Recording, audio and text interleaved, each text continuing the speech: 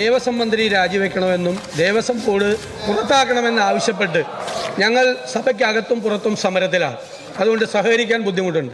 രണ്ടാമത്തെ കാര്യം, ഇന്ന് രാവിലെ എല്ലാ പത്രങ്ങളിലും പരസ്യം വന്ന ഒരു കാര്യം, റൂൾ 300 സ്റ്റേറ്റ്മെൻറ്റ് മുഖ്യമന്ത്രിക്ക് അവതരിപ്പിക്കാൻ വേണ്ടി ചട്ടങ്ങൾ ലംഘിച്ച് ഒരു സഭാ സമ്മേളനം കൂടിയാണ്. എന്ത് പ്രസക്തിയാണ് സാറുള്ളത്?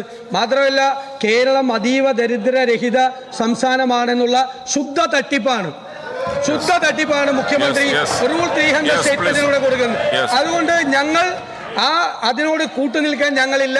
ഈ സഭയെ അവഹേളിച്ചുകൊണ്ടാണ് ഇന്ന് ഈ റൂൾ 300 രാവിലെ പത്രത്തിൽ വന്ന പരസ്യം മുഖ്യമന്ത്രി റൂൾ 300 വായിക്കുന്നതിൽ എന്ത് പ്രസക്തിയാണ്?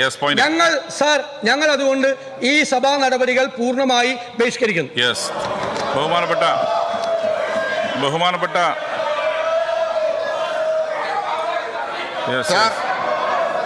സർ, കേരളപ്പിറവി ദിനമാണിന്ന്.